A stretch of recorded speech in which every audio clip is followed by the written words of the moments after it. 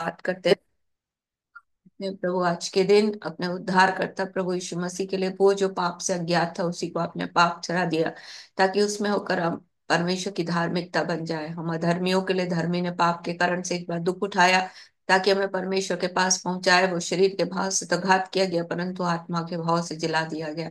उसके अनुग्रह के उस छुटकारे के अनुसार जो मसीह यीशु में हम से एक में धर्मी ठहराए जाते हैं, वो आप हमारे पापों को अपनी देह पर लिए क्रूस पर चढ़ गया ताकि हम पाप के लिए मर करके धार्मिकता के लिए जिये। उसी के मार खाने से हम चंगे हो गए।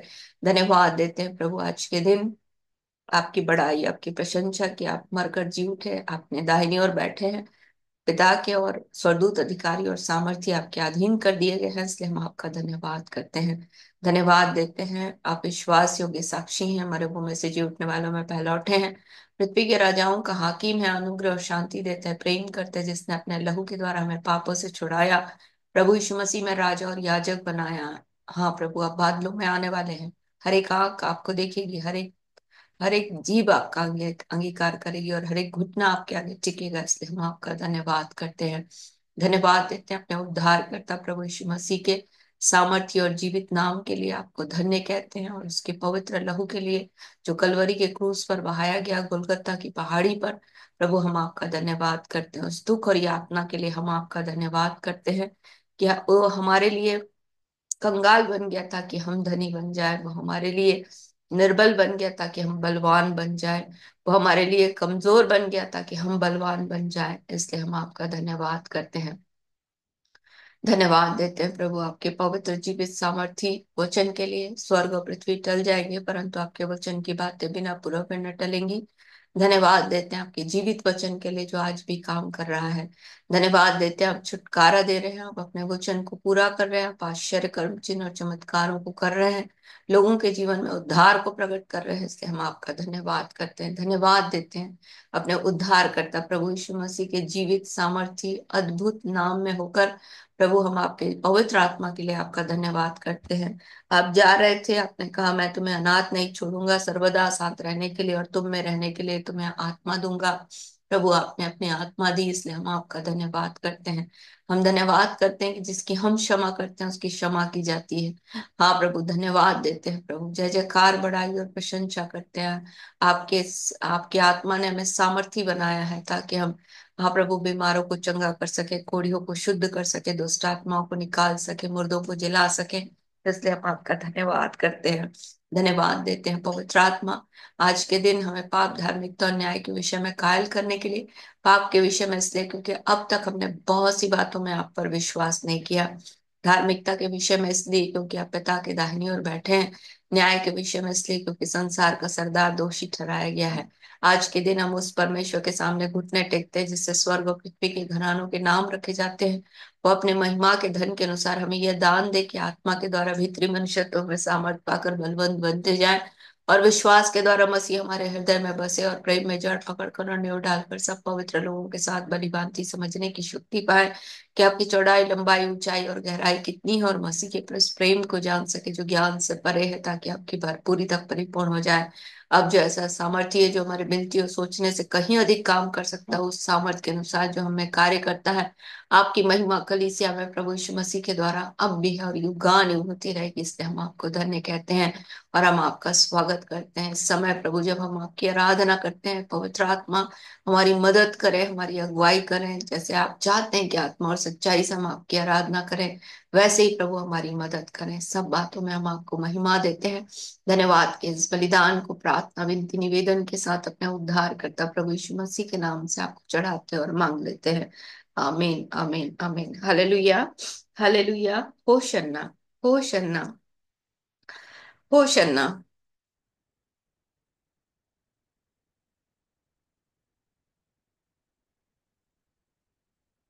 जैसे हरणी नदी के जल के लिए, वैसे ही परमेश्वर मैं तेरे लिए हाँफता हूँ। जीवते ईश्वर परमेश्वर का प्यासा हूँ।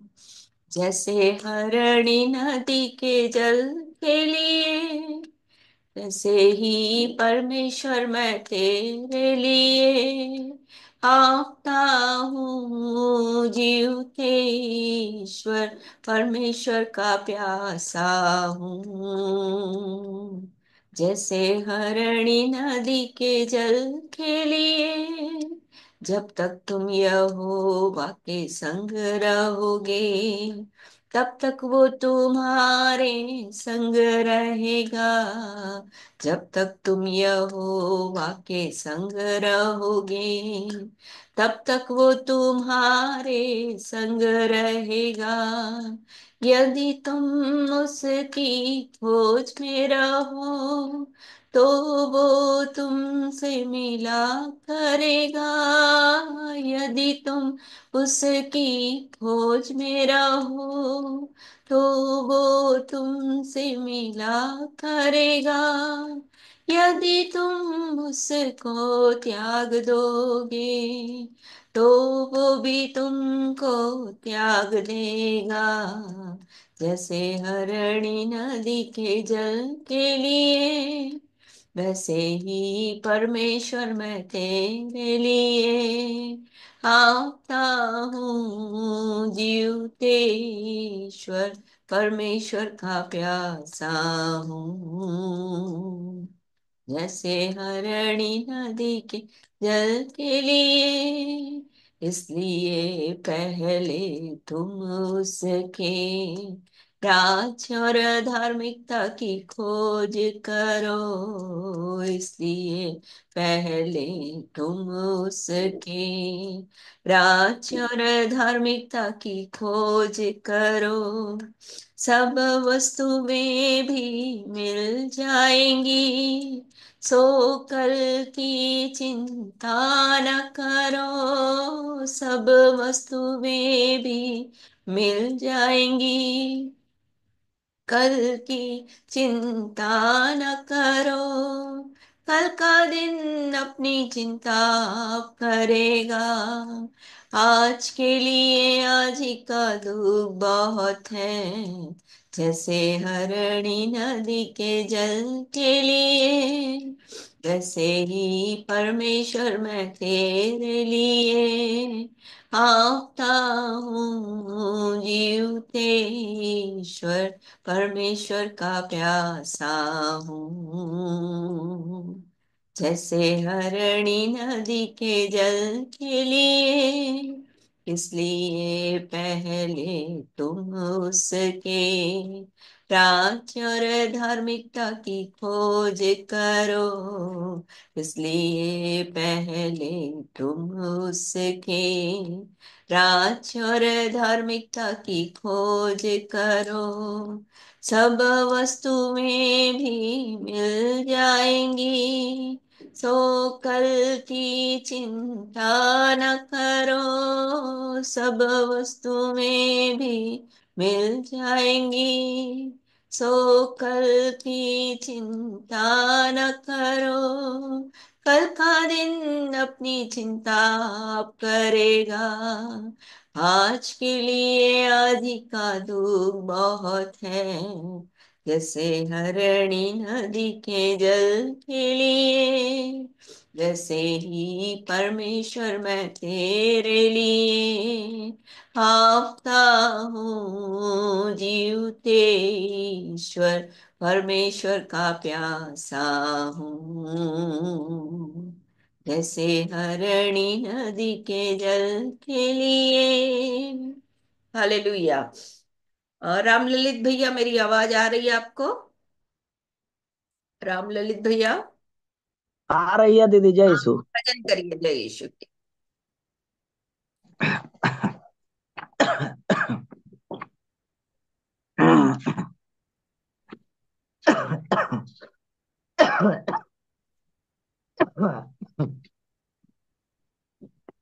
आजादी गीत में से 32 नंबर। सदा मैं स्तुति करूंगा, सदा मैं सेवा करूंगा, मुझे बचाया यीशु ने, सदा मैं स्तुति करूंगा, सदा मैं स्तुति करूंगा, सदा मैं सेवा करूंगा। मुझे बचाया यीशु ने, सदा मैं स्तुति करूंगा। मुझे बचाने आया जब मैं गुनाहों में था। मुझे बचाने आया जब मैं गुनाहों में था। स्वर्ग को छोड़कर जगत में आया मुझे बचाने को। स्वर्ग को छोड़कर जगत में आया मुझे बचाने को। सदा मैं स्तुति करूंगा, सदा मैं सेवा करूंगा। मुझे बचाया यीशु ने, सदा मैं स्तुति करूंगा। जब मैं निराशा में था तूने मुझे आशा दी। जब मैं निराशा में था तूने मुझे आशा दी। जगत में आया जीवन को दिया पवित्र प्रेमी यीशु। सदा मैं स्तुति करूंगा, सदा मैं सेवा करूंगा। मुझे बचाया यीशु ने, सदा मैं स्तुति करूंगा। प्रेमी प्रभु यीशु, बचाया तूने मुझे। प्रेमी प्रभु यीशु, बचाया तूने मुझे। देता हूँ मैं सारा जीवन संपूर्ण आनंद से।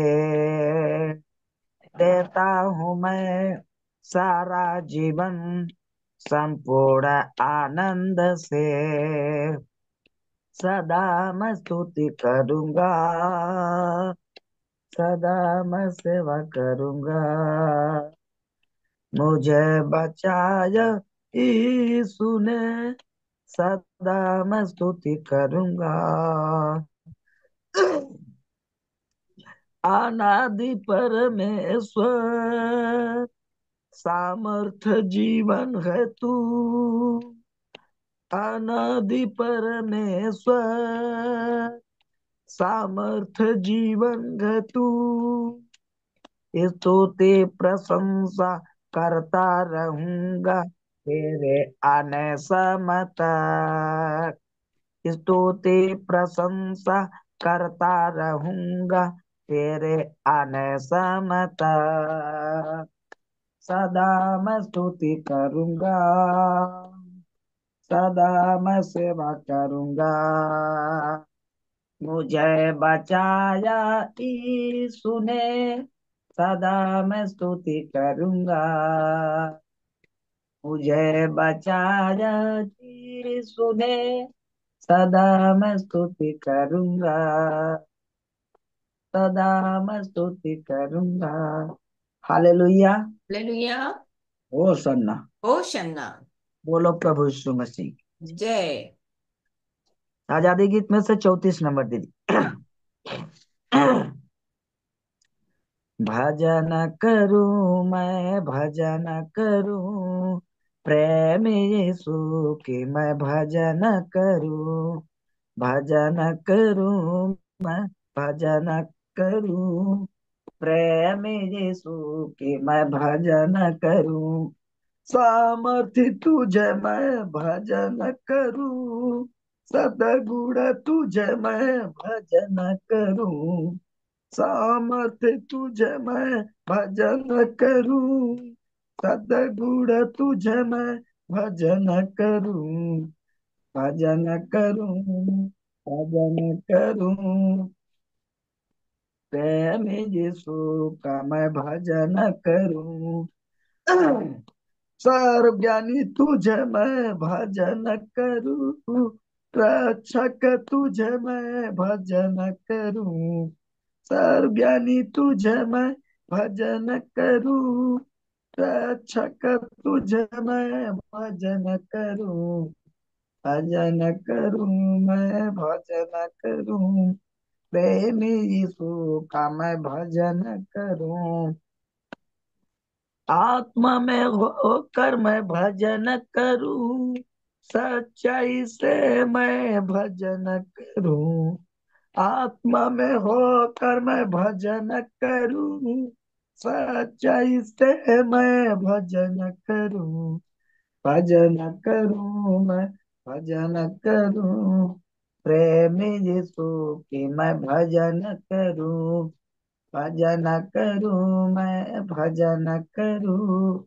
प्रेमी यीशु की मैं भजन करूं, पवित्र दिल से मैं भजन करूं, भक्ति के साथ मैं भजन करूं, पवित्र दिल से मैं भजन करूं, भक्ति के साथ मैं भजन करूं, भजन करूं मैं भजन करूं, प्रेमी यीशु की मैं भजन करूं, भजन करूं मैं भजन करूं, प्रेमी यीशु की मैं भजन करूं, दूतों के संग होकर भजन करूं, स्तुति बलि चढ़ा के भजन करूं, भजन दूतों के संग होकर भजन करूं, स्तुति बलि चढ़ा के भजन करूं,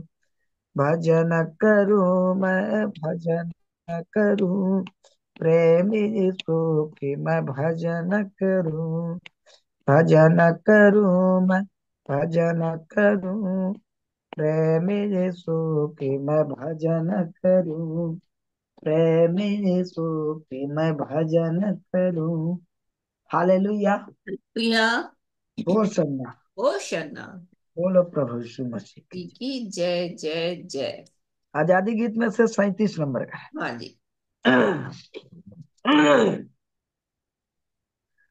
नाचते गाते स्तुति करूंगा, अपने पिता की स्तुति करूंगा, नाचते गाते स्तुति करूंगा, अपने पिता की स्तुति करूंगा, अपने हाथों से ताली बजा कर अपने यीशु की स्तुति करूंगा, अपने हाथों से ताली बजा कर अपने यीशु की स्तुति करूंगा,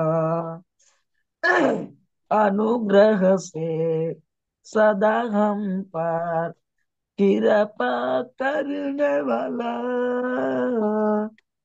अनुग्रह से सदा हम पर कृपा करने वाला, दया हम पर करने वाला, दया हम पर करने वाला, हम जिएंगे तेरे लिए, नाचते गाते स्तुति करूंगा, अपने पिता की स्तुति करूंगा, अपने हाथों से ताली बजा कर अपने यीशु की स्तुति करूंगा,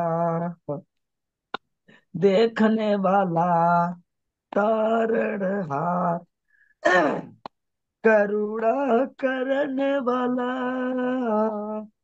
देखने वाला तारणहार, करुणा करने वाला, जिंदगी भर अच्छा रास्ता, जिंदगी भर अच्छा रास्ता दिखा कर चलाने वाला, नाचते गाते स्तुति करूंगा, अपने पिता की स्तुति करूंगा, अपने हाथों से ताली बजा कर अपने पिता की स्तुति करूंगा, प्रभु यीशु जी तुझे छोड़कर कहाँ पर हम जाएंगे,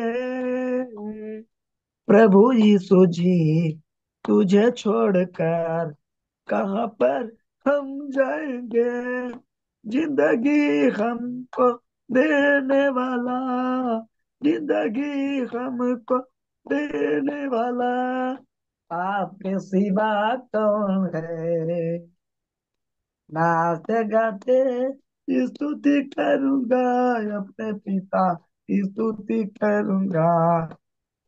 अपने हाथों से ताली बजाकर अपने पिता की स्तुति करूंगा। अपने हाथों से ताली बजाकर अपने पिता की स्तुति करूंगा। अपने पिता की स्तुति करूंगा। Hallelujah. Hallelujah. Hallelujah. Hallelujah. Hosanna. होशन्ना। बोलो प्रभु यीशु मसीह जय। की। गला खराब है क्या भैया? गला खराब है दीदी, इस समय सर्दी से जो है कि सब गला हम बैठ लोग गया है। हम लोग प्रार्थना करेंगे। आप सीतो पिला दी, एक आयुर्वेदिक दवाई है, उसको फांकना। अच्छा अच्छा, सीख भाई। ठीक है। आप उसमें हो क्या? व्हाट्सएप में? व्हाट्सएप में हो? हाँ। व्हाट्सएप में डाल देंगे उसका फोटो। आप जी। उसका फांका लगाना, ठीक है? ठीक है। जल्दी आराम हो जाएगा। चले, अभी हम लोग वचन बोलेंगे। जी जी। और यदि आपके पास गवाही है तो आप गवाही से दे सकते हैं, और प्रश्न है, प्रश्न बोल सकते हैं। अगर आत्मा आपको वचन बोलने के लिए, भजन करने के लिए बोलता है, तो आप भजन भी कर सकते हैं। अवसर आप लोगों को। जल्दी जल्दी ना। जय श्री दीदी। जय की।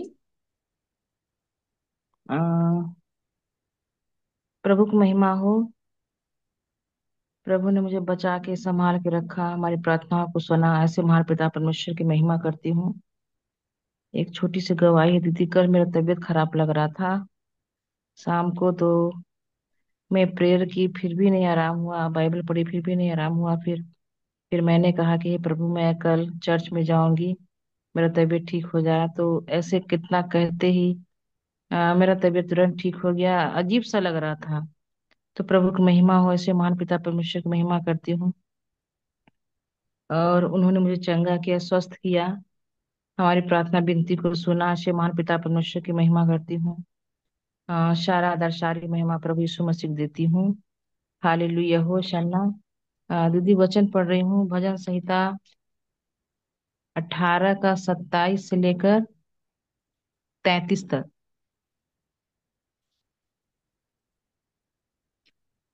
क्यों? क्योंकि तू दीन लोगों को तो बचाता है, परंतु घमंड भरी आंखों को नीची करता है। हाँ, तू ही मेरे दीपक को जलाता है। मेरा परमेश्वर यहोवा मेरे अंधियारे को उजाला उजियाला कर देता है। क्योंकि तेरी सहायता से मैं सेना पर धावा करता हूँ, और अपने परमेश्वर की सहायता से शहर पनाह को लांघ जाता हूँ। परमेश्वर का मार्ग सिद्ध है, यहोवा का वचन ताया हुआ है। वो अपने सब शरणागतों की ढाल है। यहोवा को छोड़ क्या कोई ईश्वर है? हमारे परमेश्वर को छोड़ क्या और कोई चट्टान है? यह वही ईश्वर है जो सामर्थ से भरा कटिबंध बांधता है, और मेरे मार्ग को सिद्ध करता है। वही वही मेरे पैरों पैरों पैरों को हरिणियों के पैरों के समान बनाता है, और मुझे मेरे ऊंचे स्थान पर खड़ा करता है। Hallelujah hosanna. हालेलुया होशन्ना।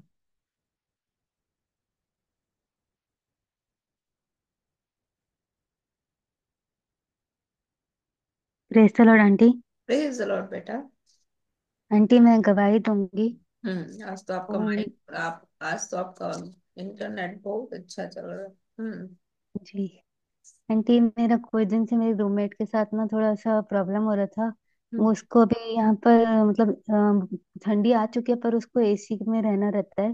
अच्छा। और मुझे थोड़ा सा गाउट का प्रॉब्लम है और साइनस का है, तो मुझे दिक्कत होता था।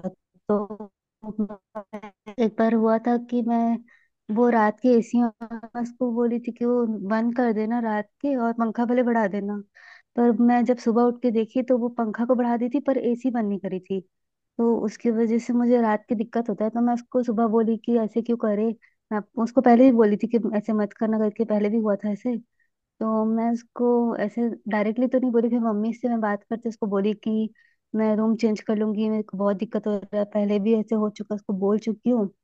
फिर मम्मा बोले कि उसके लिए परमेश्वर से प्रार्थना करके उसका मन बदले, वो तेरी प्रॉब्लम को समझे करके। हम्म। तो मैंने परमेश्वर को बोला कि उसका मन बदल गया, कि वो, मैं अब 8-9 महीना हो चुका है उसके साथ रह रहे के, तो हम मतलब घुल मिल गए थोड़ा।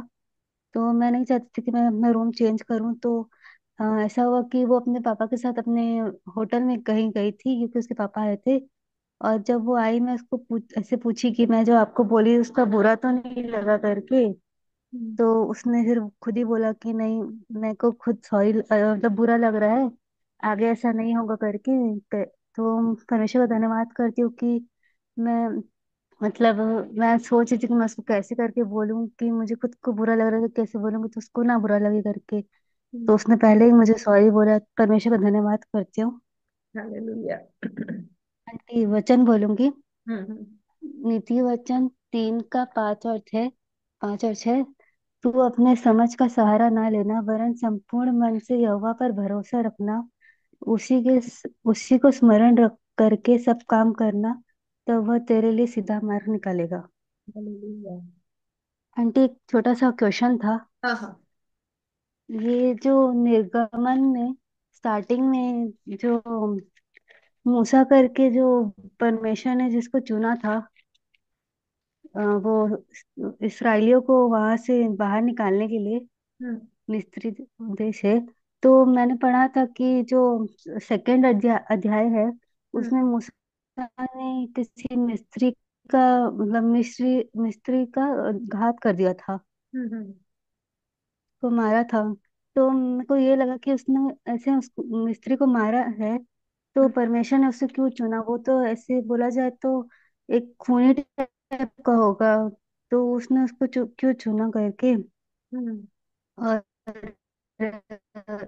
एक और क्वेश्चन, वो वही 3rd अध्याय में लास्ट में लिखा है 22 में कि अपने अपनी पड़ोसिन और उनके घर में रहने वाले रहने वाली से सोना चांदी के गहने और वस्त्र मांग लेना, और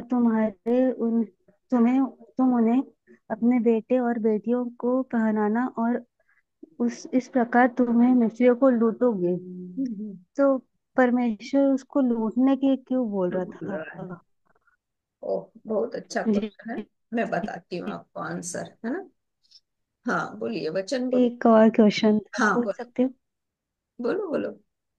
वो जैसे आपसे मैंने सुना है कि जैसे आप हालेलुया बोलते हो तो लगातार 3 बार बोलते हो, होशन्ना बोलते हो तो 3 बार बोलते हो प्रेयर के बाद। तो हाँ। वो 3 बार क्यों बोलते हैं? जी। एक्चुअल में ऐसा हालेलुया, कुछ नहीं है कि 3 बार ही बोलना है बेटा।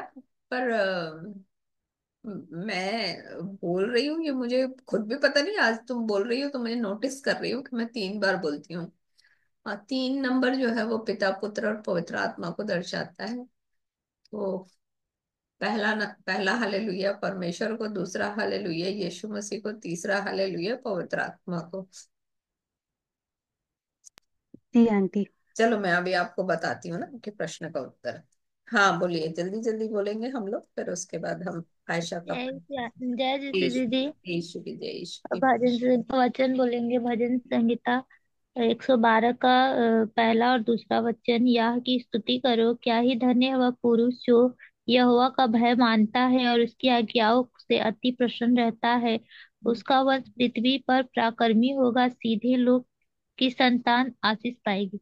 हालेलुया होशन्ना। या हो शन्ना। जय श्री दीदी। जय यीशु की प्रमिला। दीदी वचन बोल रही थी, भजन संहिता 128 का 2 से 3। क्या ही धन है हर एक जो अहोवा का भय मानता है और उसके मार्गों पर चलता है।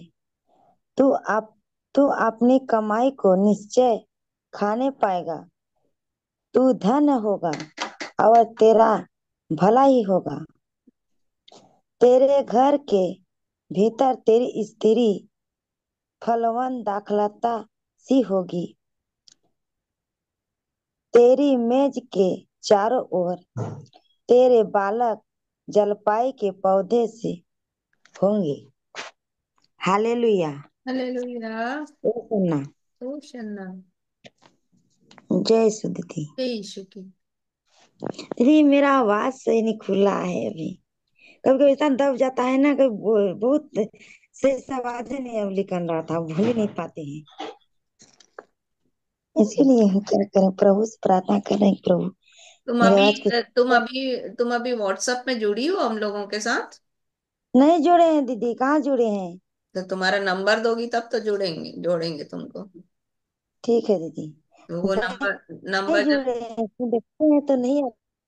हाँ तो नंबर जुड़ोगी तब उसमें एक फोटो आएगा, एक आयुर्वेदिक दवाई का।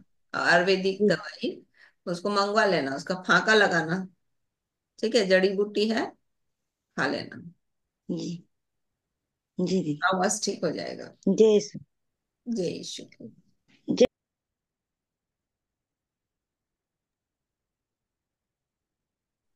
जय मसीह दी। जय मसीह की। वचन बोलेंगे प्रकाशित वाक्य का 15 का। जय यीशु की बेटू। 15 का 13। हे हे सर्व सर्व शक्तिमान शक्तिमान प्रभु प्रभु परमेश्वर, परमेश्वर, तेरे तेरे कार्य कार्य महान मान और और अद्भुत है। अद्भुत है। ये ये युग युग यूं यूं के राजा लाजा लाजा तेरे तेरे तेरी तेरी चाल चाल ठीक ठीक और और सच्ची है। सच्ची है। हालेलुया। हालेलुया। वेरी गुड, बहुत बढ़िया बोलते हो जी। बहुत मीठा आवाज है आपका। दीदी ये पढ़ रहे थे प्रकाशित वाक्य, ये मेरे को समझ में आया, स्त्री और अजगर का। हम्म। ठीक है, बताती हूँ ना। हम्म।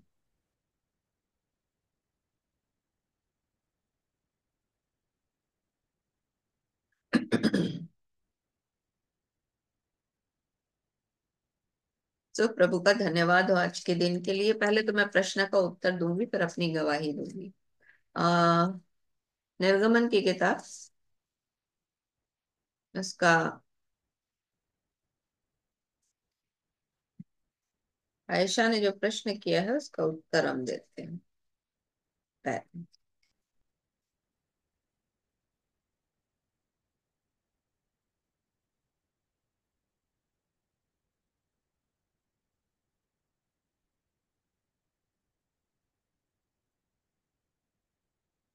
निर्गमन की किताब, उसका एक अध्याय में जब आप पढ़ोगी, आप पढ़ते हो, तो वहां पर इजरायलियों को मिस्री जो है बहुत तंग कर रहे थे, बहुत तंग कर रहे थे। यदि आप 13 और 14 पद पढ़ोगे तो भी मिस्रियों ने इजरायलियों से कठोरता के साथ सेवा करवाई और उनके जीवन को गारे, ईंट, खेत के भांति भांति के काम की कठिन सेवा से दुखी कर डाला। जिस किसी काम में वे उनसे सेवा करवाते थे, उसमें वे कठोरता का व्यवहार करते थे। बहुत तंग कर रहे थे इजरायलियों को मिस्री। और जब मूसा इन सब चीजों को देख रहा था, तो वहां पर देखा उसने, जब बड़ा हुआ और बाहर निकला महल से, तो उसने देखा कि इजरायली को मिस्री जो है वो क्या कर रहा है, मार रहा है। तो इजरायलियों को चूंकि तंग कर रहा था, कौन, मिस्री लोग, इसलिए उसने मिस्री को मारा। अब पुराने नियम में जब आप देखोगे, यीशु मसीह के आने से पहले, तो हत्या करना हो जाता है ना। पर चूंकि परमेश्वर के लोगों को तंग कर रहा था वो, इसलिए उसने मिस्री को मारा। अब इसको कैसे समझेंगे कि लॉज जो है, अगर कोई आपको जबरदस्ती मारता है तो आप अपने बचाव के लिए मारोगे कि नहीं मारोगे उसको?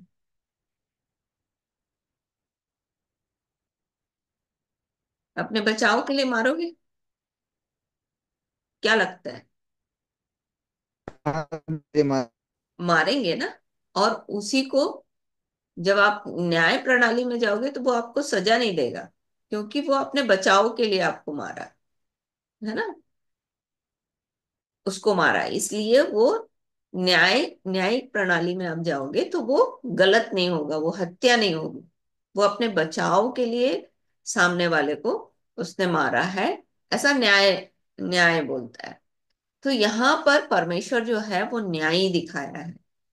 और इसलिए चूंकि इजरायलियों को वो दंड दे रहे थे, तकलीफ दे रहे थे, इसलिए मूसा ने उसको मारा। और परमेश्वर की नजर में, न्याय की नजर में वो दोषी नहीं है। फिर उसके बाद जब आप देखोगे तो मिस्री मिस्री के को तो मार दिया। फिर इजरायली इजरायली जब आपस में लड़ रहे थे तो मूसा ने क्या किया, उनको समझाया। पर वो क्या हुए, नहीं समझे इस चीज को।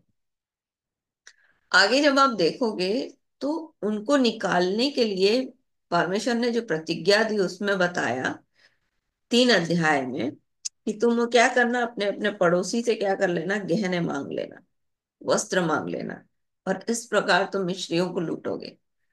यहाँ पर मिस्री जो थे वो उनको क्या कर रहे थे, कठोरता के साथ उनसे काम ले रहे थे और उनकी मजदूरी नहीं दे रहे थे, है ना।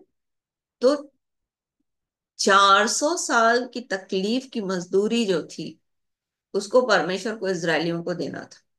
क्योंकि परमेश्वर का वचन बोलता है, यदि यशाया की किताब उसका 61 अध्याय, यशाया की किताब उसका 61 अध्याय,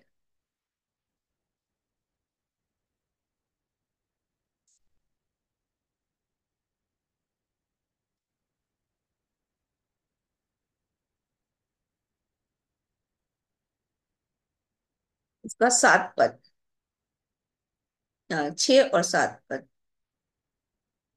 पर तुम यहोवा के याजक कहलाओगे, वे तुमको हमारे परमेश्वर के सेवक कहेंगे, और तुम जाति जाति की धन संपत्ति को खाओगे और उनके वैभव के वस्तुएं पाकर तुम बड़ाई करोगे। तुम्हारी नामधराई के बदले दूना भाग मिलेगा, अनादर के बदले तुम अपने भाग के कारण जय जयकार करोगे। तुम अपने देश में दूने भाग के अधिकारी होगे और सदा आनंदित बने रहोगे। तो परमेश्वर ने उनकी धन संपत्ति इनको इसलिए दी क्योंकि इन लोगों ने इनके साथ क्या किया, कठोरता की और इनकी मजदूरी खा ली। और ये उनका हक बनता था क्योंकि उन्होंने मिस्र में मेहनत की थी।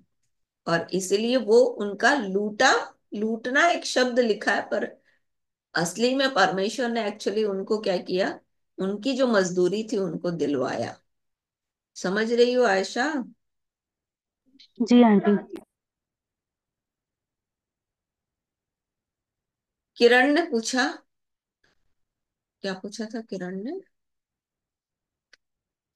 स्त्री और अजगर,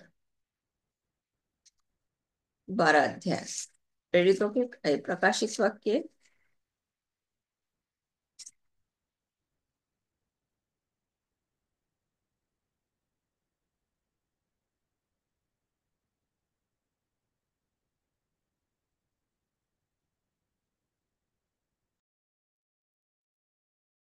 यहाँ पर जो स्त्री है वो इज़राइल को दर्शाती है, और जो सांप है वो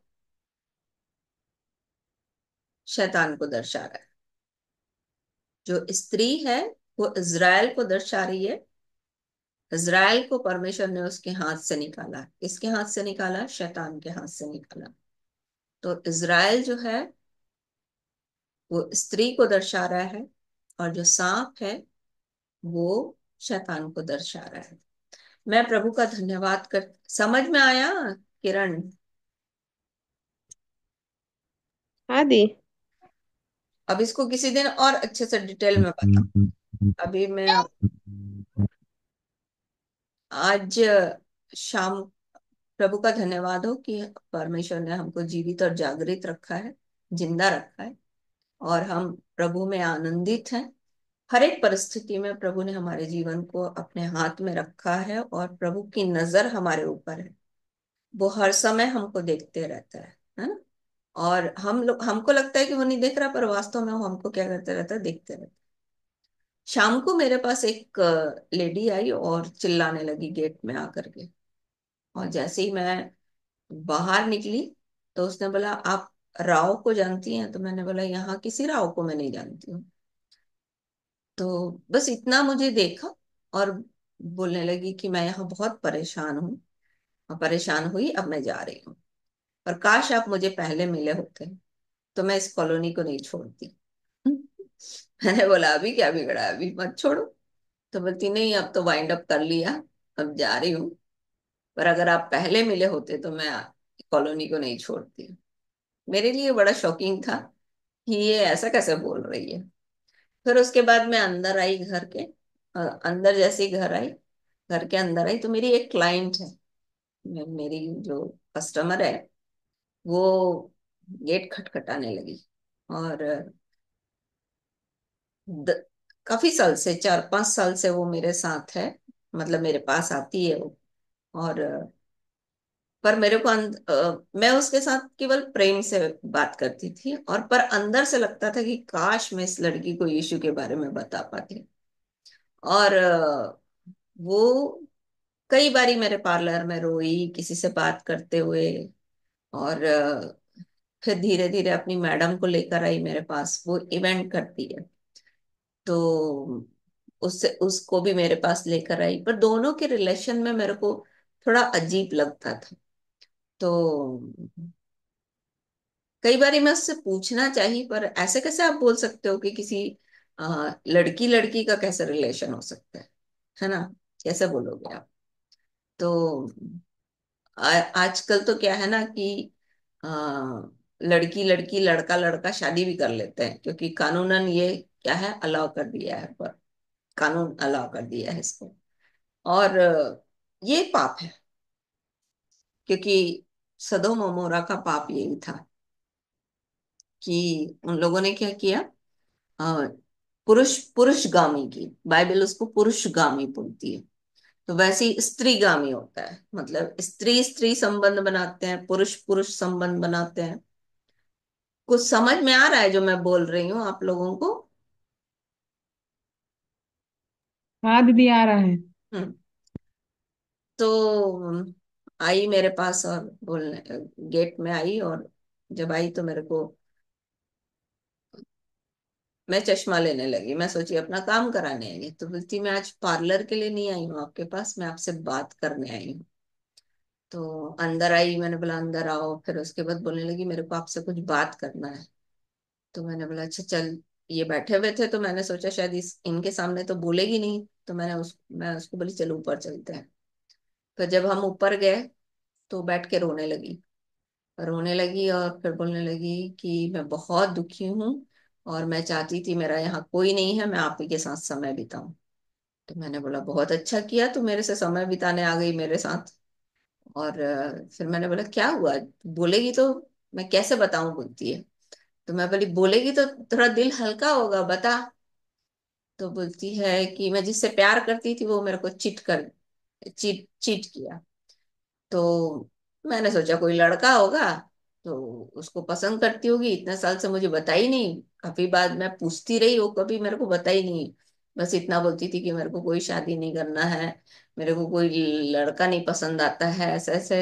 हाँ, मेरा किसी के साथ दोस्ती नहीं है आंटी, करके बोलती थी मेरे को। तो फिर उसके बाद वो बात करने लगी। और कि तो मैंने सोचा कोई लड़का है तो उसको छोड़ दे, वो चीट कर रहा है तेरे को अगर किसी दूसरे का। बोलने लगी, एविडेंस भी है मेरे पास। तो मैंने बोला, जब एविडेंस है तो फिर तेरा लाइफ तो बर्बाद हो जाएगा, आगे भी तेरे को धोखा दे सकता है वो, इसलिए उसको छोड़ दे। तो बोलती है कि नहीं, मैं आपको सच्ची सच्ची बताना चाहती हूँ। तो मैं बोली, अच्छा बता। तो बोलती है, मेरा 10 साल से मेरी मैडम के साथ रिलेशन है, मेरी दीदी के साथ। अब वो किसी दूसरे लड़की के साथ अब संबंध बना रही है। मेरा तो पैर से जमीन खसक गया, ये क्या बोल रही है करके। फिर वो जो उसकी मैडम है, वो उसकी जो दीदी है, वो इवेंट में वो चलाती है, और कई लड़का लड़की लोगों को हैंडल करती है। पर वो अपने पति से तलाक लेके, उसके साथ एक बेटा है, तलाक लेके आ गई है, अपनी माँ के साथ यहाँ रहती है। तो मैं उससे पूछने लगी उसका तलाक क्यों हुआ। तो बोलती है कि उसको आदमी लोग पसंद नहीं आते, उसको औरत बस पसंद आती है, लड़की पसंद आती है उसको, और इसीलिए वो अपने पति के साथ तलाक ले ली और अपने बेटे के साथ यहाँ आई है, अपनी माँ के साथ रहती है। मैं बोली पूजा, ये गलत है। तो बोलती है कि मेरे को आपकी बात अच्छी नहीं लग रही। हाँ, तो फिर मैं उससे बोली परमेश्वर, तुमको पता है परमेश्वर को जानती है, तो ये कौन है, बोलती है। फिर बोलती है अच्छा अच्छा अच्छा अच्छा। तो मैंने बोला कि परमेश्वर मनुष्य को बनाया है, और वो स्त्री और पुरुष करके बनाया है। स्त्री स्त्री और पुरुष पुरुष नहीं बनाया है, स्त्री और पुरुष बनाया है। तो जीवन किसके साथ चलता है, और वंश वंश मतलब जनरेशन कैसे बड़ा बनता है आगे, स्त्री और पुरुष के साथ बनता है। तो ये गलत है पूजा, ऐसे करके मैंने उसको बोला ये गलत है। तो बोलती है कि आपकी बात ना मेरे को अच्छी नहीं लग रही है। तो मैंने बोला कि ये गलत है, तेरे को अच्छा लगे ना लगे ये गलत है। उसके बाद बोलने लगी कि 10 साल मतलब मैंने अपना जीवन बर्बाद कर लिया। मैंने बोला हाँ, बर्बाद तो कर लिया, पर अगर तू परमेश्वर के पास आ जाएगी तो वो बर्बाद नहीं होगा, उसको परमेश्वर तुम्हारा आशीष में बदल देगा।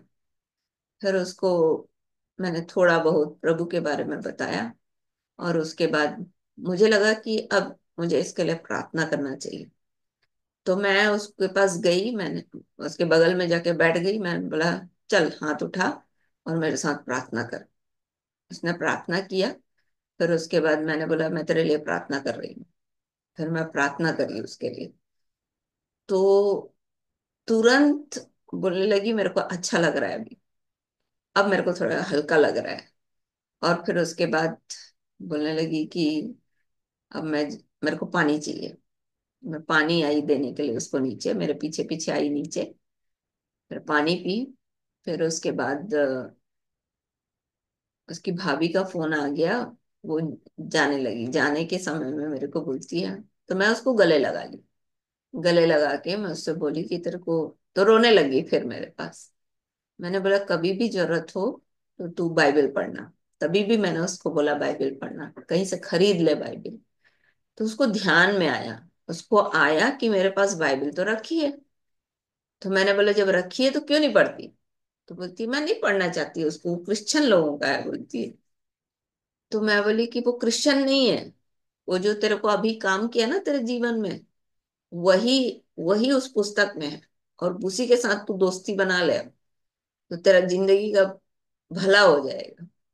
और उसके बाद फिर मैं उसको गले ही लगा के मैं उसको प्रभु के बारे में बोलने लगी कि प्रभु तेरे से बहुत प्यार करता है, कोई गलत कदम मत उठाना, और जब भी तेरे को समय मिले मेरे से बात करना। तो बोलती है काश मैं आऊं फिर आपसे मिलने के लिए। मैं बोली नहीं आएगी तो भी फोन तो रहेगा ना, पर तू एक काम करना, तू बाइबल पढ़ना।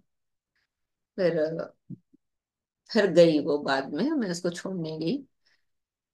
कल वो निकलने वाली है, और ये रहती है कोलकाता में। तो मैं बोली मैं तो जाते रहती हूँ खड़गपुर, मैं तेरे से मिल सकती हूँ वहाँ।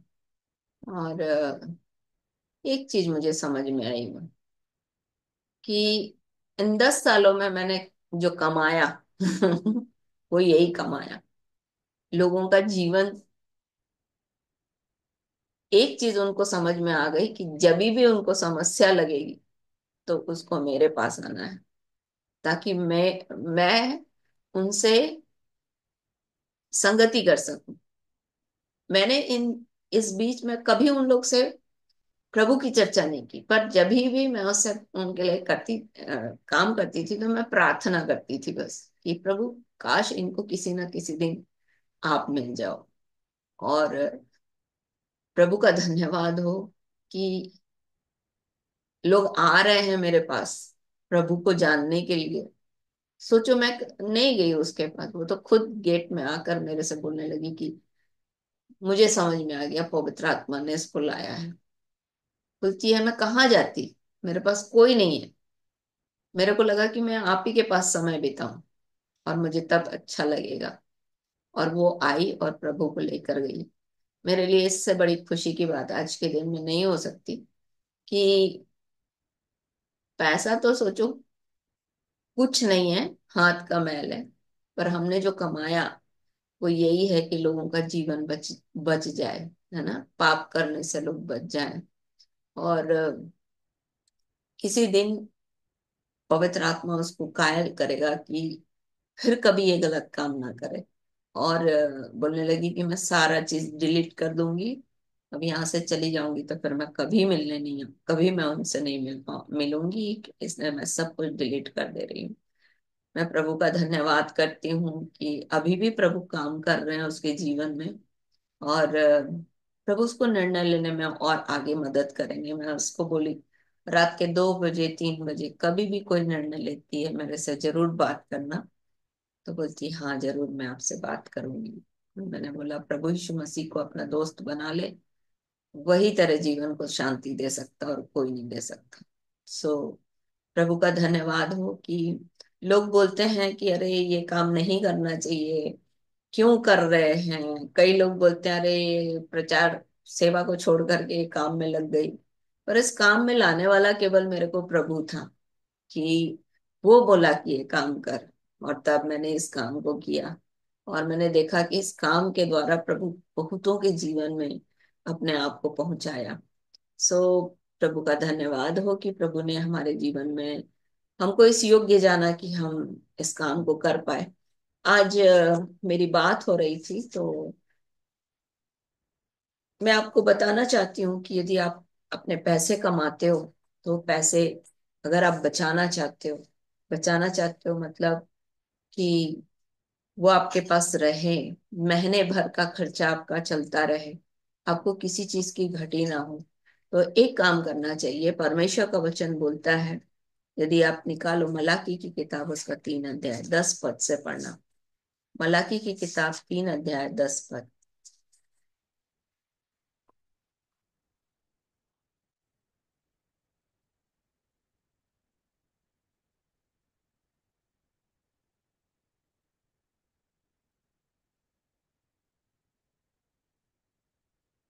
मिला? मलाकी की किताब 3 अध्याय 10 पद।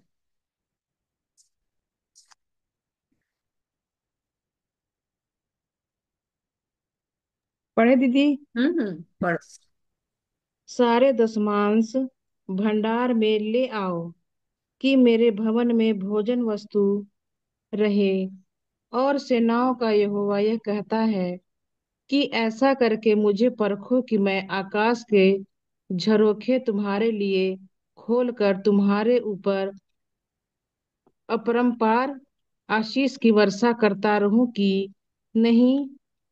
मैं तुम्हारे लिए नाश करने वाले को ऐसा घुड़कूंगा कि वह तुम्हारी भूमि की उपज नष्ट न करेगा, और तुम्हारी दाख लताओं के फल कच्चे न गिरेंगे।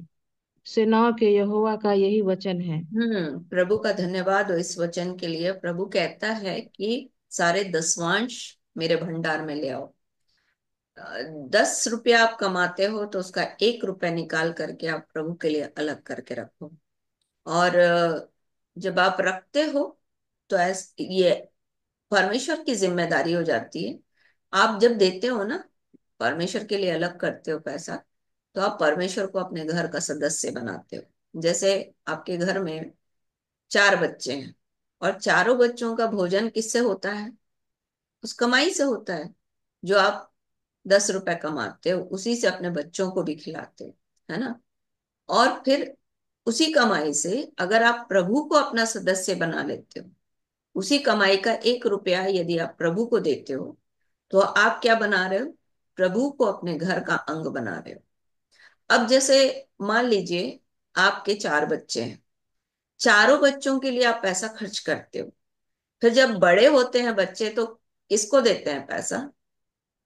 पिता को। पिता को देते हैं। मतलब उनकी आवश्यकताओं को वो पूरा करते हैं। वैसे ही जब आप प्रभु को अपना घर का सदस्य बनाते हो तो आप अपना पैसा उनके पास जमा कर रहे हो, ताकि जब आपको जरूरत पड़े तो वो आपकी मदद करे, आपको दे। और दूसरी बात, परमेश्वर का वचन बोलता है कि मैं तुम्हारे नाश करने वालों को भुड़कूंगा, मतलब कि वो तुम्हारे भूमि की उपज को नष्ट ना करे। मतलब जब आप प्रभु को अपने घर का सदस्य बनाते हो तो प्रभु आपके कमाई का, आपकी संपत्ति का सुरक्षा करने का जिम्मेदारी लेता है, कि वो अगर आपकी कमाई को सुरक्षित रख रहा है तो कोई जो आपका नाश करने वाला है, आपकी संपत्ति का नाश करने वाला है, वो आपकी संपत्ति को नाश न कर सके। फिर बोलता है तुम्हारे दाखलता के फल कच्चे ना गिरेंगे, मतलब कच्चे गिरना, कोई भी फल कच्चा गिरता है तो उसका जो बढ़ने की प्रक्रिया होती है वो बंद हो जाती है। मतलब एक फल जब पकता है तो वो बहुत सारे फलों को उत्पन्न करने की क्षमता रखता है, पर जब एक फल कच्चा होके गिर जाता है तो उसके पास फिर और फल लाने की ताकत नहीं रहती। कुछ समझ रहे हो? समझ में आ रहा है सत्यान?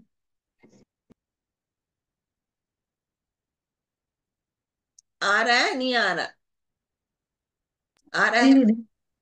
तो जब आप अपने घर का उसको सदस्य बनाते हो तो आप, उसकी जिम्मेदारी होती है कि आपकी संपत्ति की रक्षा वो करे। और तीसरी बात, तीसरी बात ये कि आपके फल जो है वो कच्चे नहीं गिरेंगे।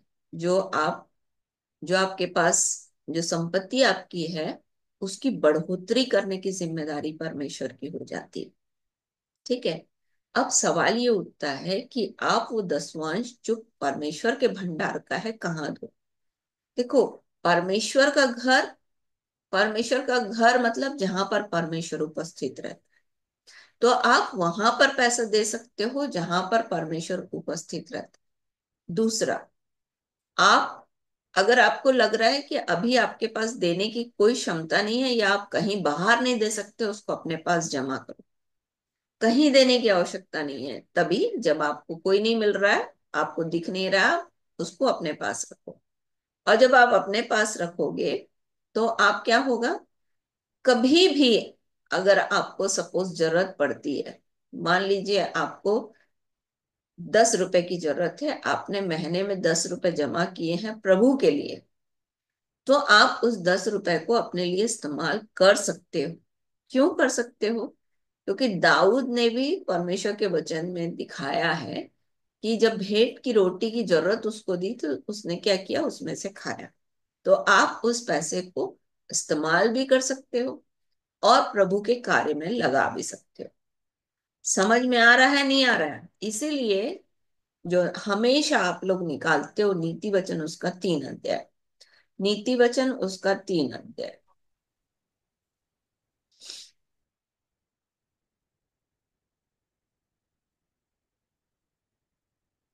जब आप परमेश्वर के वचन को सुनते हो, जब आप परमेश्वर के वचन को हृदय में रखते हो, तो परमेश्वर का वचन प्रतिज्ञा करता है कि मैं आयु को बढ़ाऊंगा, तुम्हारे दिन कुशल के होंगे।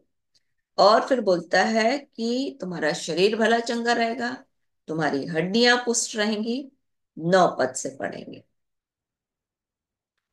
9 और 10 पद। अपनी अपनी संपत्ति संपत्ति के द्वारा द्वार और भूमि की सारी पहली उपज दे देकर यहोवा की प्रतिष्ठा करना। हम्म। हालेलुया। आगे 10 पद। इस प्रकार तेरे खत्ते भरे पूरे रहेंगे और तेरे रसकुंडों से नया दाख मधु उमड़ता रहेगा। जब हम लोग देंगे परमेश्वर को तो परमेश्वर क्या करेगा, आपके खत्तों को भरेगा, और उसमें से नया नया, आपको पता नहीं चलेगा परमेश्वर आपके जीवन के लिए कैसे और किस तरीके से आपके जीवन की हर एक आवश्यकताओं को पूरा करता जाएगा, अलग अलग माध्यम से, जो आपके समझ से बाहर है ना।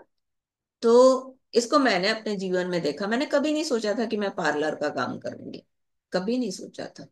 पर परमेश्वर ने मुझे बोला, हाँ भैया लोग जानते हैं, मैं तो केवल मिनिस्ट्री कर रही थी और दिन रात मिनिस्ट्री कर रही थी, है ना। और एक समय आया जब मैं घर में आई तो प्रभु ने बोला कि तुमको पार्लर का काम करना है। और परमेश्वर ने मुझे सारी चीजें मेरे लिए उपलब्ध कराई, और फटाफट फटाफट चीजें होती गई और मैं करती गई। और ये चीजें केवल परमेश्वर ने कहा मेरे से, और तब मैंने किया। तो परमेश्वर ने मेरे लिए अलग अलग हमारे लिए अलग माध्यम से, जो हमने कभी सोचा नहीं था, वो चीजें हमारे लिए उपलब्ध कराई। तो आज जैसे एक बहन जो मेरे से पूछ रही थी कि दीदी आप कैसे अपना पैसा जमा करती हो, तो कार करने का तरीका यही है। इस तरीके से आप जब परमेश्वर को अपने घर का सदस्य बनाती हो, तो आप परमेश्वर के सामने जग परमेश्वर के पास पैसा जमा कर रही हो, सेविंग कर रही हो। और सेविंग करोगी तो परमेश्वर आपके जीवन की आवश्यकता को पूरी करेगा, और नया नया नए तरीके से आपकी आवश्यकताओं को पूरा करेगा। सो प्रभु आज के दिन हमारी सहायता करे कि हम इस बात को समझें कि हमारे लिए कितना महत्वपूर्ण है दसवांश निकालना, उठाई हुई भेंट। पौलुस एक जगह लिखता है चंदे के बारे में, बोलता है अपने हफ्ता में एक दिन अपने पैसे को रख लो, ताकि आप क्या करो, जब प्रभु की सेवा का समय आए तो आप उसमें कुछ दे सको, है ना। तो आपके पास जब जो पैसा आता है उसमें से कुछ पैसे आप निकाल करके परमेश्वर, कुछ पैसे मतलब दसवांश निकाल करके, अगर 10 रुपया है तो 1 रुपया निकाल करके आप अलग कर दो, और प्रभु से कहो कि प्रभु ये आपका है। तो प्रभु उसमें क्या करेगा, उस 9 रुपए में आपकी सहायता करेगा। वो 9 रुपए आपके हाथ से जाने ना पाए, इसके लिए आपके लिए हर तरीके से प्रबंध करेगा कि वो 9 रुपए आपके सेफ रहे, और वो आपकी आवश्यकताओं को पूरा करे। समझ में आया। जी दीदी। शिखा बारिश का हो तो मैंने भैया से बोला, तो भैया ने बोला अभी पिछले दिनों तुम जुड़ी हुई थी, तो मैंने बोला शिखा आई है आज। तो बोलते तुमने बारिश क्यों नहीं गवाया। तो गा दो भाई आज बारिश। आज भैया नहीं है क्या दीदी? है, इसलिए तो बोल रही हूँ।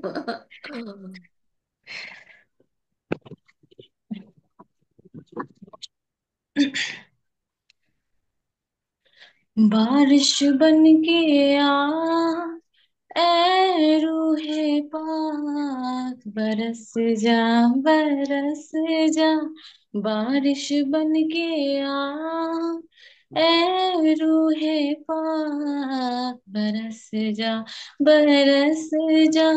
भर दे सबको आज अपने मसा के साथ, बरस जा, बरस जा।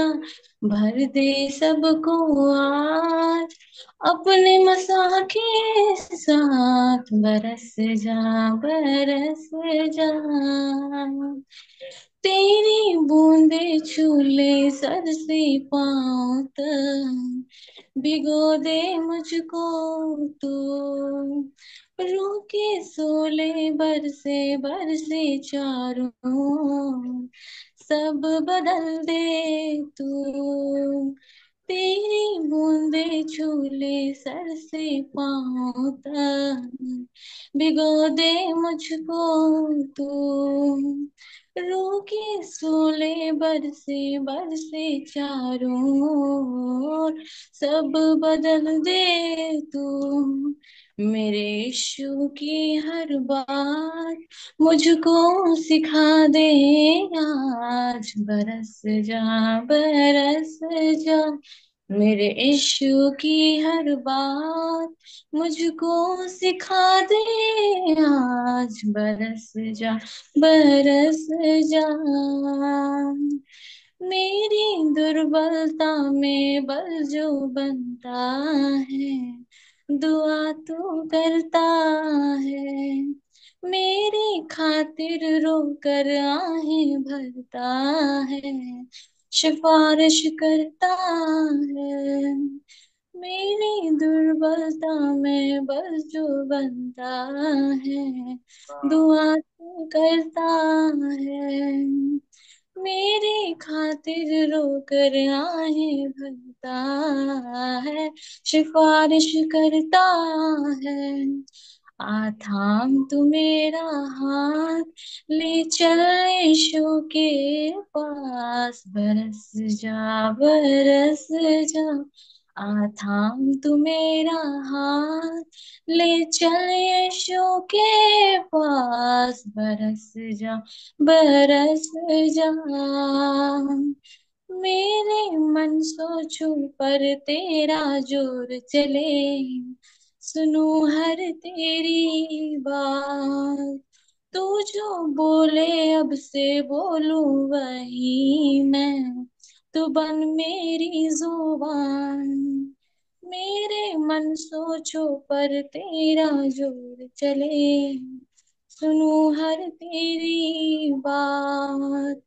तू जो बोले अब से बोलूं वही मैं बनूं, तू बन मेरी जुबान। मेरे जो भी हो हालात, तू बन मेरा निगहबान, जा बरस जा। मेरे जो भी हो हालात, तू बन मेरा निगहबान, बरस जा। बारिश बन के आ, ऐ रूहे पाक, बरस जा। तेरी बूंदे छू ले सर से पाँव तक, भिगो दे मुझको तुम। रूके सोले बरसे बरसे चारों ओर, सब बदल दे तुम। तेरी बूंदे छू ले सर से पाँव तक, भिगो दे मुझको तुम। रूके सोले बरसे बरसे चारों ओर, सब बदल दे तुम। बारिश बन के आ, ऐ रूहे पाक, बरस जा बरस जा, बरस जा बरस जा, बरस जा बरस जा।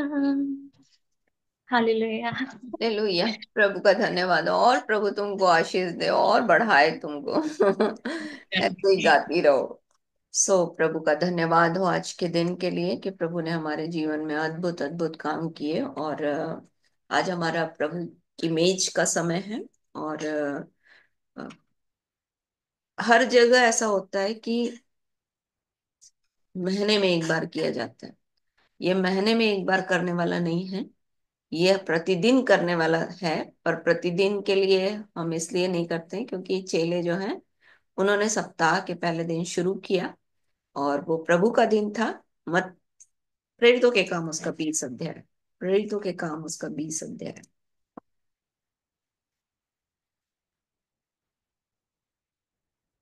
7 पद। प्रेरितों के काम 20 अध्याय 7 पद।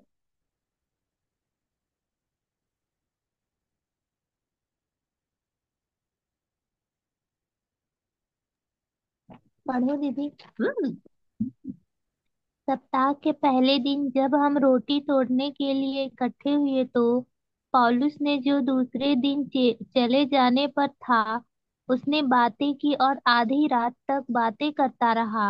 हाँ, रोटी तोड़ने की बात करता है ना। प्रेरितों के काम 2 अध्याय 42 पद में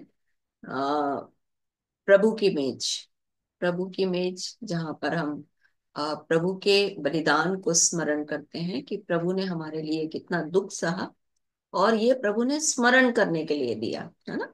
जब हम रोटी तोड़ते हैं, जब हम दाख लेते हैं, तो परमेश्वर का वचन बोलता है कि हम इस बात को स्मरण करते हैं कि उसने हमारे लिए दुख उठाया। और प्रभु चाहते हैं कि हम उनके परिश्रम को, उनका जो दुख उन्होंने उठाया हमारे लिए, उसको न भूलें। हम हमेशा उसको स्मरण रखें, ये प्रभु चाहते हैं। और इस मेज को देने का तात्पर्य यही था कि हम इस बात को स्मरण रखें, और कि प्रभु हमारे लिए मारा गया, प्रभु ने हमारे लिए दुख उठाया, प्रभु ने अपने पसली में भाला खाया, प्रभु ने कांटों का मुकुट पहना। कांटों का मुकुट क्यों पहना? ताकि हमारे विचारों के पाप जो हैं वो प्रभु शुद्ध कर दे, है ना। और प्रभु ने लहू बहाया। लहू इसलिए बहाया ताकि मैं और आप जो हैं वो पाप के उस दासत्व से लहू में बंधन में आ गए थे। हैं? लहू के द्वारा हम क्या हो गए थे, बंधन में आ गए थे। और इसीलिए प्रभु ने उस लहू को बहाया ताकि मैं और आप जो है उस बंधन से मुक्त हो जाए। कौन सा बंधन? पाप का बंधन। जो स्वभाव में हमारा पाप है उसका बंधन हमारे जीवन से टूट जाए, इसलिए प्रभु ने लहू बहाया, है ना। और शैतान ने जो अनाज्ञाकारिता दी, प्रभु ने उसको आज्ञाकारिता के रूप में हमारे जीवन के लिए किया। हम अनाज्ञाकारी होकर के पाप में चले गए, तो प्रभु ने आज्ञाकारी बन करके हमारे लिए धार्मिकता का द्वार खोल दिया। इस मेज के द्वारा इस बात को स्मरण हम करते हैं। प्रभु ने अपशब्द सहे, है ना, जो हम अपने मुंह से अपशब्द कहते हैं, उन सब अपशब्दों के लिए प्रभु ने अपने आप को अपशब्द में अ, अपने ऊपर वो शब्द ले लिए, ताकि मैं और आप जो हैं वो जो हम अपशब्द कहते हैं, वो जो हम गंदी बातें करते हैं अपने मुंह से, उससे छुटकारा हमको मिल जाए। प्रभु ने हमारे लिए हाथ और पैरों पर कीले ठोके। हाथ और पैरों पर कीले ठोकने का कारण ये था कि हमारे हाथ में जो हमने पाप किए, हमारे पैरों से जो हमने पाप किए, उससे हमको छुटकारा मिल जाए, है ना। हमारे वस्त्रों को प्रभु ने क्या किया? धार्मिकता के वस्त्र में बदल दिया। वो हमारे लिए नंगा हो गया। नंगा मतलब पूरा नंगा हो गया ऐसा नहीं है। प्रभु ने हमारे लिए अपनी देह से वस्त्र उतार लिए। क्यों? क्योंकि हमने अपने वस्त्र को पाप के कारण से उतार दिया था। कहां पर? उत्पत्ति 3 अध्याय में। जब हम आदम और हवा ने पाप किया, तो सबसे पहले उन्होंने क्या देखा? कि हम नंगे हैं। क्यों उनको दिखा नंगाई? क्योंकि उन्होंने उस धार्मिकता की चादर को अपने ऊपर से उतार दी थी। और प्रभु हमारे लिए अपने कपड़े को उतरवा दिया, ताकि वो जो शरीर का नंगाई है वो छिपे किसे? आत्मिक चंगाई से, आत्मिक वस्त्र से। और इसीलिए प्रभु ने क्या किया? उस आत्मिक वस्त्र को देने के लिए उस शरीर को, जो शरीर शारीरिक था, उसको अपने जीवन में ले लिया, ताकि मैं और आप धार्मिकता के वस्त्र पहन ले। फिर पसली में भाला खाया। पसली में ही क्यों भाला खाया? क्योंकि स्त्री जो है वो पसली से बनाई गई थी, और स्त्री की गलती के कारण से हम क्या हो गए थे? परमेश्वर से दूर हो गए थे। उस नारी की गलती के कारण से हम परमेश्वर से दूर हो गए थे। तो इसलिए प्रभु ने क्या किया? पसली में भाला खाया, ताकि वो फिर से रिलेशन हमारा परमेश्वर के साथ हो जाए। अब शैतान ये नहीं बोल सकता कि स्त्री के द्वारा क्या हुआ? पाप आया, क्योंकि उसी स्त्री के द्वारा प्रभु यीशु मसीह आया, है ना।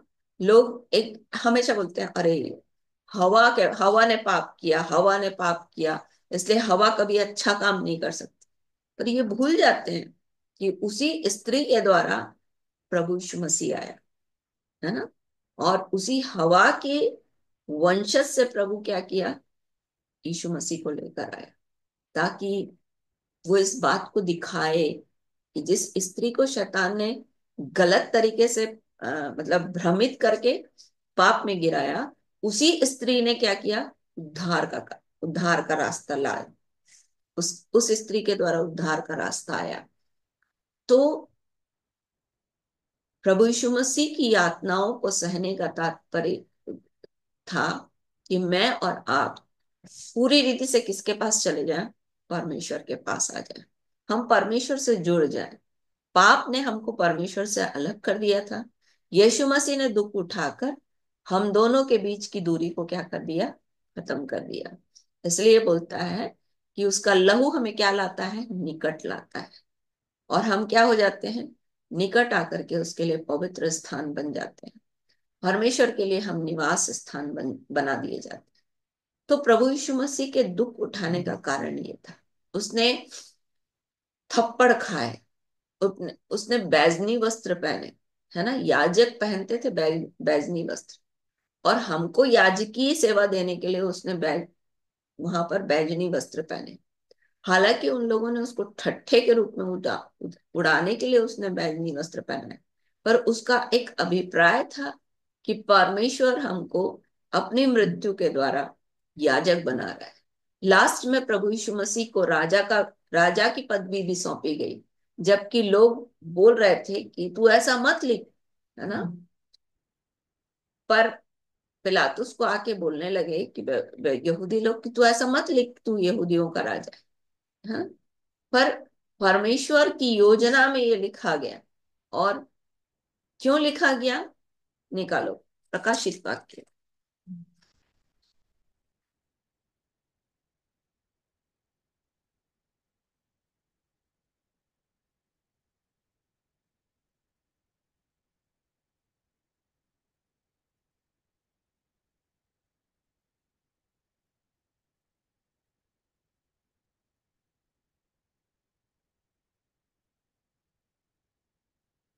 5 अध्याय, प्रकाशित वाक्य उसका 5 अध्याय, 9 और 10 पद। प्रकाशित वाक्य उसका 5 अध्याय, 9 और 10 पद। दीदी पढ़े। हाँ हाँ। वे यह नया गीत गाने लगे, तू इस पुस्तक के लेने और इसकी मुहरें खोलने के योग्य है, क्योंकि तूने वध होकर अपने लहू से हर एक कुल और भाषा और लोग और जाति में से परमेश्वर के लिए लोगों को मोल लिया है, और उन्हें हमारे परमेश्वर के लिए एक राज्य और याजक बनाया, और वे पृथ्वी पर राज्य करते हैं। हाँ, यहाँ पर राजा राज्य लिखा है ना, वहां पर राजा कर दो, राजा लिख लो। जहां ठीक। पर राज्य लिखा है वहां पर राजा कर लो। तो मैं फिर से पढ़ के सुना रही हूँ। तो इस पुस्तक के लेने और उसकी मोहरें खोलने के योग्य है, क्योंकि तूने वध होकर अपने लहू से हर एक कुल, हर एक भाषा, हर एक लोग और हर एक जाति, जाति मतलब राष्ट्र, यहाँ पर राष्ट्र लिख लो। परमेश्वर ने परमेश्वर के लिए लोगों को मोल ले लिया और उन्हें परमेश्वर के लिए एक राजा और एक याजक बना दिया कि वे पृथ्वी पर क्या करें, राज्य करें। कैसे राज्य करें, राजा बनकर और याजक बनकर। तो प्रभु यीशु मसीह ने कलवरी के क्रूस पर जो दुख उठाया उस गोलगत्ता की पहाड़ी पर, और गोलगत्ता की पहाड़ी ही क्यों थी, गोलगत्ता की पहाड़ी का नाम इसलिए रखा गया था, खोपड़ी का स्थान। आप देखोगे उसको, शायद मेरे पास फोटो होगी तो मैं आपके व्हाट्सएप में डाल दूंगी। वहां पर उसको आप जब देखोगे ना, उस पहाड़ को, तो बिल्कुल खोपड़ी की तरह दिखता है। उसमें 2 आंख है, अभी तो नाक टूट गई है उसकी, पर आंख नाक पूरा दिखेगा। ऐसे आप दूर से देखोगे तो पूरा खोपड़ी की तरह दिखता है, इसलिए उसको खोपड़ी का स्थान बोलते हैं। वो गोलगत्ता की पहाड़ी है। ये वही स्थान है जहां पर गोलियत को दाऊद राजा ने मारा था। गोलियत को दाऊद राजा ने मारा था, और वहीं पर यीशु मसीह बलिदान हो गया। किस लिए बलिदान हुआ, शैतान को खत्म करने के लिए। जैसे वहां पर गोलियत मारा गया, वैसे ही वहीं पर शैतान भी हराया गया। सो प्रभु यीशु मसीह के मृत्यु का जितना भी वर्णन है ना, उसका एक अभिप्राय है, और उस अभिप्राय को मेरे को और आपको जानना जरूरी है, और उसको स्मरण करना जरूरी है।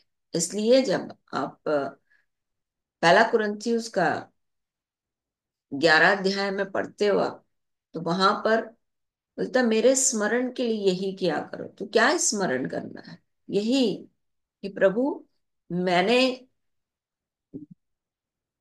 गलती की, सबसे पहले श्राप के हम भागी हुए। तो प्रभु यीशु मसीह ने उस गेत्सेमनी के बाग में अपना पसीना बहाया, क्योंकि हमारे जीवन में श्राप आया पसीने के द्वारा।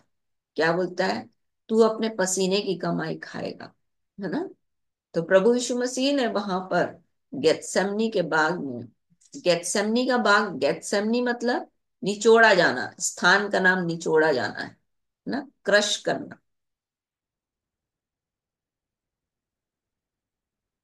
तो वहां पर प्रभु यीशु मसीह ने अपने आप को निचोड़ दिया, अपने लिए पिस गया वो। कैसे? बोलता है इतना आहें भरा कि आंसू जो पसीना जो है वो लहू बनकर वहां पर बहा। मतलब लहू जो है वो पसीना, पसीने के रूप में बहा रहा है, और वो जो पसीना है वो हमारे श्राप को खत्म कर दिया और लहू के द्वारा। तो ये गेत्सेमनी का बाग था जब शुरुआती समय हुआ। फिर वो पिलातुस के पास आया, है ना।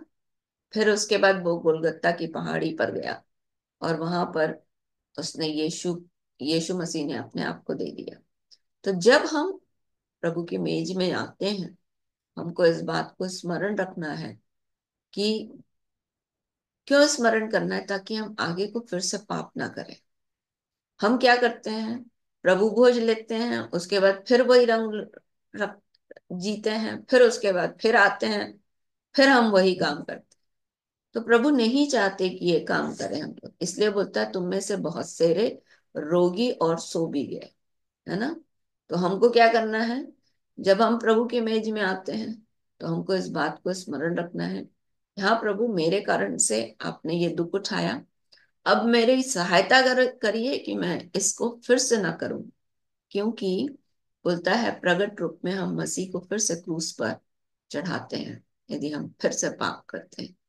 तो प्रभु आज के दिन हमारी सहायता करे कि हम इस मेज की कीमत को समझें और इस बात को स्मरण रखें कि प्रभु यीशु जिस रात वो पकड़वाया गया, रोटी ली, धन्यवाद किया और कहा लो ये मेरी देह है और मेरे स्मरण के लिए यही किया करो। फिर उसने कटोरा लिया और कहा ब्यारी के पीछे ये मेरा वो लहू है जो बहुतों के पापों की क्षमा के निमित्त बहाया गया। तो जब हम मेज में आते हैं तो इस बात को स्मरण रखें कि हम केवल अपने लिए नहीं ले रहे हैं, हम बहुतों के लिए ले रहे हैं, ताकि ये जो हम ले रहे हैं वो बहुतों तक पहुंचे, बहुत से लोगों के जीवन में परमेश्वर का उद्धार का काम पूरा हो। इस बात को हम स्मरण करें। सो आइए हम मेज में जाएंगे और प्रार्थना करेंगे। स्वर्ग और पृथ्वी के अधिकारी, आज के दिन के लिए हम आपका धन्यवाद करते हैं प्रभु। हम पाप, अधर्म और अपराध में पड़े हुए थे, हमारे जीवन के लिए कोई उपाय नहीं था, हम नाश होने के लिए रखे गए थे क्योंकि हम आपसे अलग थे।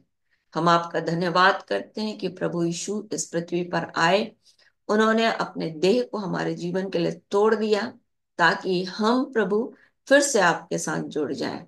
हम उन सब दुखों के लिए आपका धन्यवाद करते हैं क्योंकि आप हमारे लिए मारे गए, गाड़े गए और जी उठे।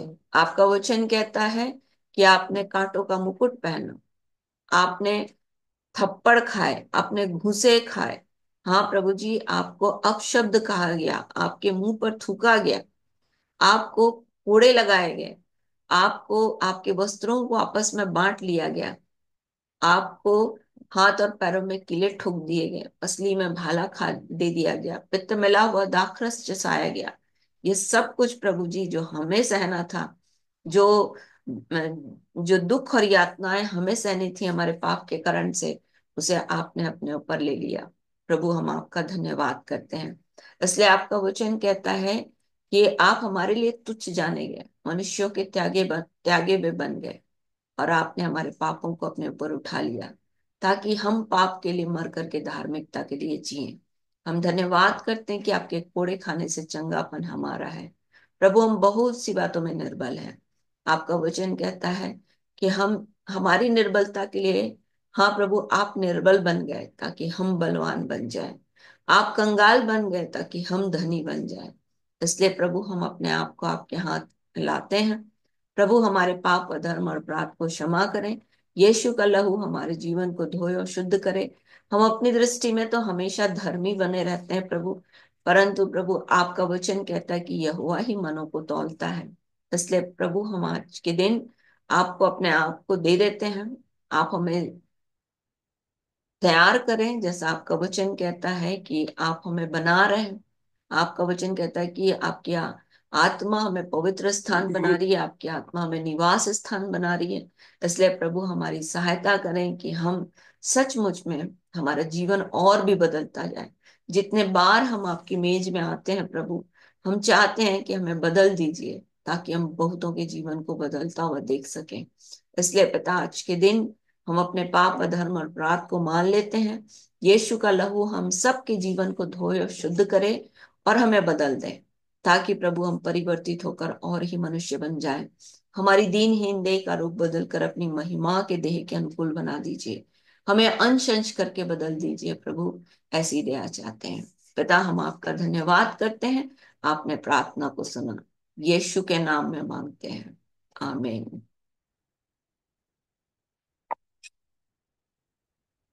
प्रभु धन्यवाद देते हैं इस देह के लिए जो हमारी तोड़ी देगी, ताकि हम इसमें साटे जाकर आपके जीवन, आपकी स्थिरता, आपके अनंत जीवन की निश्चयता, पुनरुत्थान की यह और प्रभु पा सकें, और हम आप हम में और हम आप में बढ़ने पाए।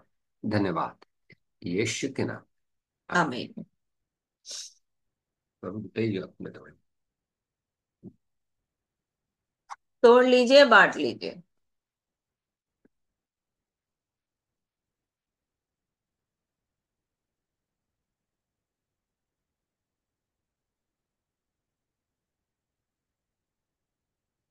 आइए धन्यवाद के साथ इसे ग्रहण करें।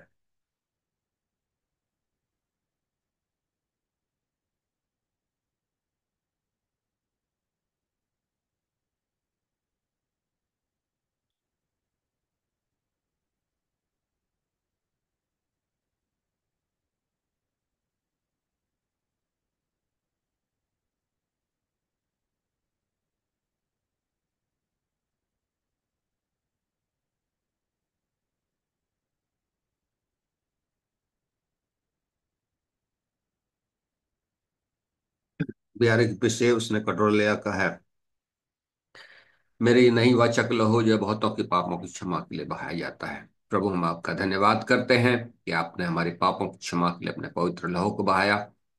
जब इसमें सहभागी होते हैं, इस बात को हम स्मरण रखें, प्रभु आपने हमें नाम लेकर मोल लिया है। इसलिए प्रभु हम अपनी आत्मा और देह के द्वारा आपकी महिमा करने पाए। आपका जीवन, आपकी स्थिरता हमारे जीवन से और भी प्रकट हो और बहुत तक बढ़े, यीशु के नाम में, आमीन।